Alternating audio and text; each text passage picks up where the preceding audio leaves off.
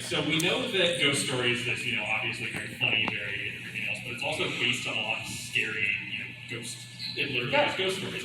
Was there anything when you were recording that kind of actually sort of freaked you out while you were recording? Okay, look, I don't ever want to encounter a toilet monster.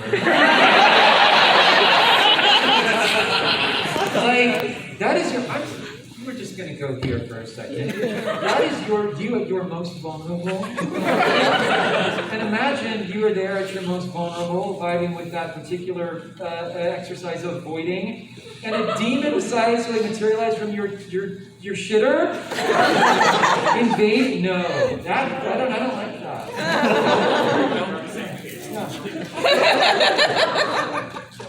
You mentioned earlier that you didn't, when you made the dub for Ghost Stories, that you didn't think anyone would watch it. Now that it's become one of the most famous dubs of anime history, how have your feelings evolved? I used to be very freaked out by it. Because I remember one day I woke up and a friend texted me and he was like, dude, go look at Reddit.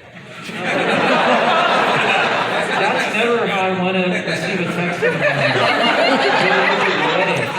Because this world doesn't know what you're going to read, right? It's like, no, go look. And I'm like, no, why? Like, Ghost Stories is like top number one. I'm like, what?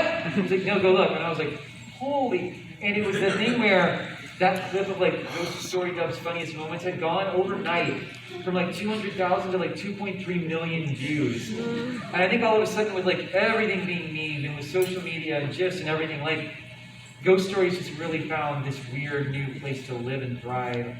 It's sort of like a bacterium. I don't know.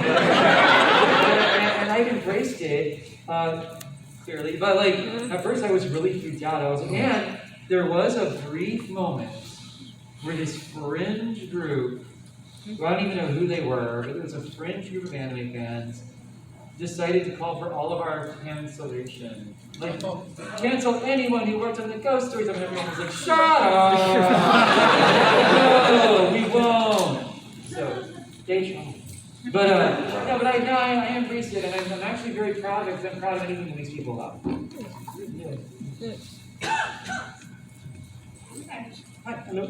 Yes. If you could bring any of the characters to life and hang with them for a day, who would you say would be the best to hang with? Yes. I love all the construction workers. I think I'd just like to have lunch with them one day and hear them talk shit about each other. That one, I'm sorry, and I am saying this as a gay man. I love that one scene in the car where they're all like, your sister this, your sister that, your sister that, and the guy's like, shut up, everyone knows you're gay. That makes me laugh so hard every time. I love it. I would like to hang out with them and just tell them to fill the hole filler.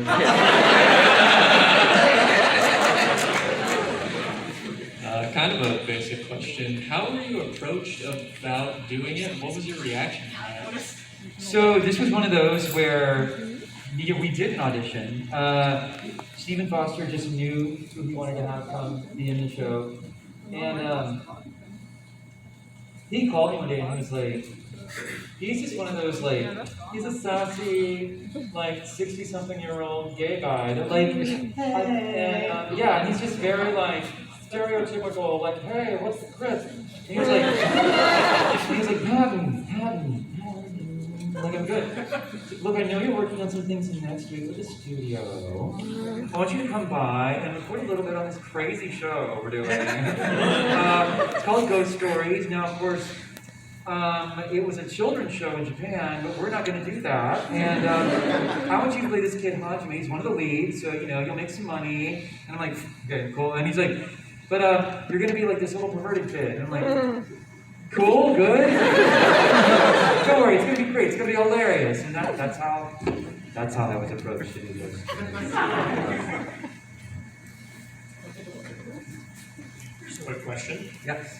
If the show ever came back a la C-Lab 2021, would you reprise your role? Oh, yeah. And even though I don't think it could ever live again because I think it was like lightning in a bottle, it would be kind of fun to attempt it now with all the cultural fodder we have, like, if you think of everything that's happened since 2008, holy, a few things have happened, by the way. A few things. So, yeah, we've had a few presidencies, and if something happened back in 2020,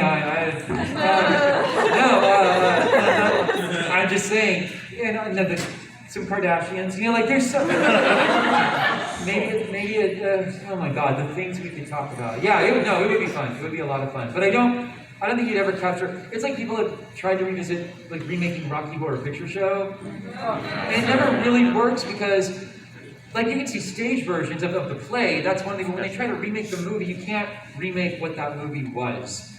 Not that I'm comparing Ghost Stories to Rocky Horror Picture Show, but maybe I am. We don't want other Ghostbusters on our hands. No. You know, I saw that last Ghostbusters with Finn Wolfhard and everything, and I went purely for the nostalgia, and it was cute, but it was, I'm worried that it would just be like cute. It would be like fun. Well, that was cute, they tried, they were kind of funny, but I'm worried it would fall flat. Yeah. Yes. Of course. Hi, you mentioned earlier making money off that, filling coffers. I recently saw Ghost Stories pirated. Whoops. I wonder, how did companies sign on to like, yeah, we'll license that, yeah, we'll give you money for that, yeah, you'll be paid for that. Well, so what happens is the Japanese will typically license things to companies in a package. Giggity. And in the same package that contained Ghost Stories, there were probably some big A-list titles, a couple of B-list. Then they're like, well, if we give you these to dub, you gotta dub this too. And they know they're always handing you at least one turd to polish, right? In the case of Ghost Stories, they gave us some especially nuclear polish because they said kind of have your way with it. And that enabled us to make a dub that could arguably be considered superior to the original. But that's how that works. And so no one, again, I think even Stephen Foster, when they gave it to Stephen Foster and said, go crazy, go nuts, I don't think anyone at ADV thought anyone would see it either. And yet, everyone's laughing at the end of the day because the more popular, even though like a lot of people have seen it pirated, which that's fine, I actually don't, it doesn't bother me because I get paid either way. But in that case, because anyway, it's a long story. But what am I saying? ADV are now Sensei Filmworks. Well, wait, who does Crunchyroll own it now? I can't keep it all straight. My God, Crunchyroll still gets money from any, you know. And now again, Discotek is re-releasing it. A whole bunch of people are going to make money off of it again. So, if anyone was offended or was like, "Oh my God, I can't believe we get this through," they didn't regret it anyway. You know what I mean? Yeah, who cares? Yeah.